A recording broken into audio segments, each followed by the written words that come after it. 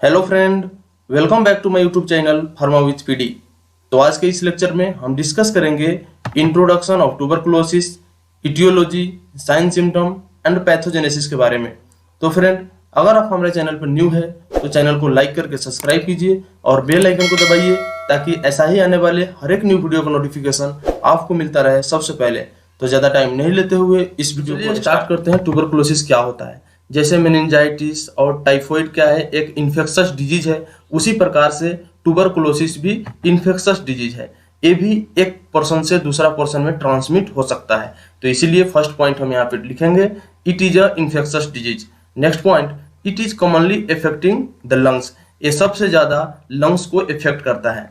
TB is an airborne disease, it spread via air in the form of a small droplet. Small droplet के द्वारा जो TB है वो एक person से दूसरा पर्सन में ट्रांसमिट हो सकता है, क्योंकि ओरल ड्रॉपलेट का जो साइज होता है वो बहुत स्मॉल होता है। Next point, patient infected with pulmonary TB.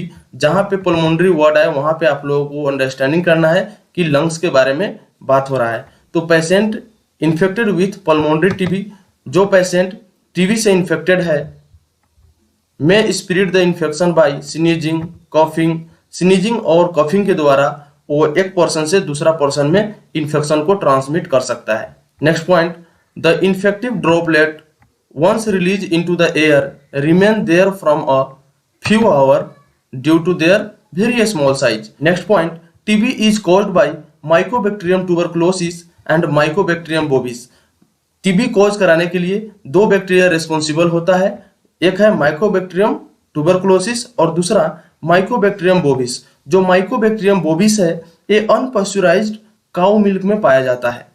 अब हम डिस्कस करेंगे इटियोलॉजी ऑफ टीबी। तो a person having weak immune power due to immunodeficiency, malnutrition, alcoholism और chronic disease frequently and easily get infected by TB.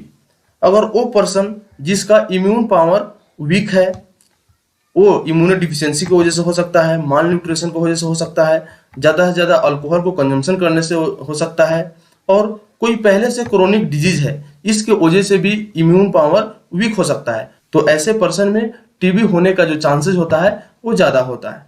अब हम इसका first point discuss करेंगे, droplet infection. Droplet infection से कैसे TB transmit होता है? तो transmission of Mycobacterium tuberculosis occur by inhalation of oral droplet released by an infected person.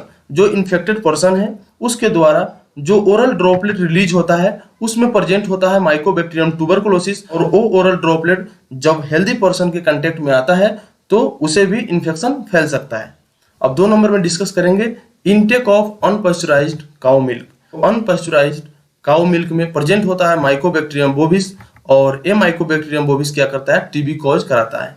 तो लिख सकते हैं, टीबी में also be caused by mycobacterium bovis present in the unpasteurised cow milk. अब हम 3 नंबर में डिस्कस करेंगे डिजीज कंडीशन।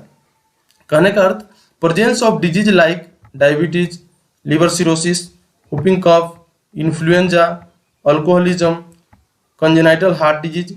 इस प्रकार का डिजीज अगर कोई भी पर्सन में पहले से प्रेजेंट है तो उनका इम्यून पावर ऑलरेडी डिक्रीज रहता है, जिसके वजह से जो माइकोबैक्टीरियम बैक्टीरिया का जो अटैक है वो जल्दी से हो जाता है और टीबी कॉज कराता है।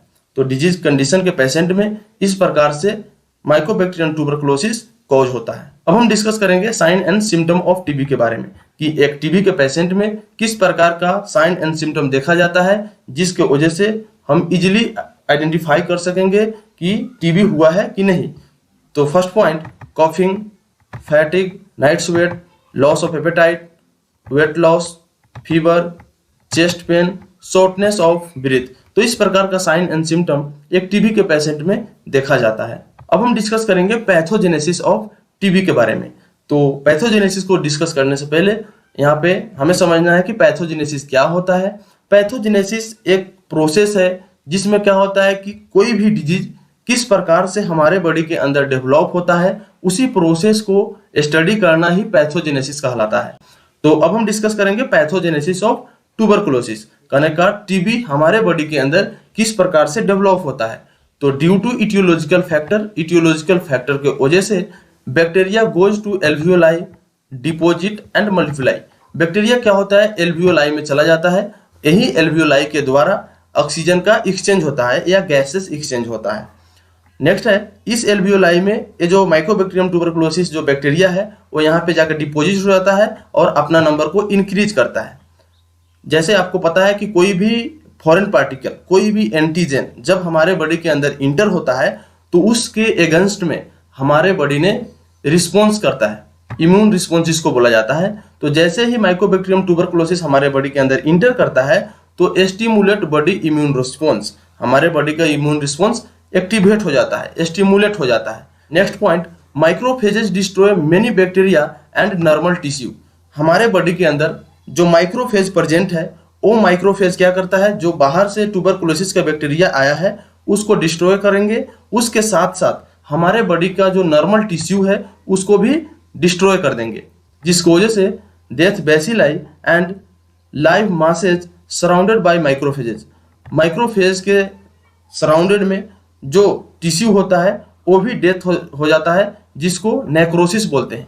तो इसीलिए नेक्रोसिस डीजेनरेशन अकर, यहाँ पे लिखा हुआ है कि नेक्रोसिस क्या होता है, स्टार्ट हो जाता है। कहाँ, कहने का अर्थ क्या हुआ कि जहाँ पे सेल का डेथ होता है उसको नेक्रोसिस बोलते हैं। और जब एल्वियोलाई क्या हो जाता है, वहाँ पे डेथ होगा तो उसमें फ्लूइड डिपोजिट हो जाता है, जिसको वजह से रेस्पिरेशन करने में डिफिकल्टी होता है और फाइनली ट्यूबरकुलोसिस हो जाता है। तो इस प्रकार से टीबी हमारे बॉडी के अंदर डेवलप होता है, इनिशिएट होता है।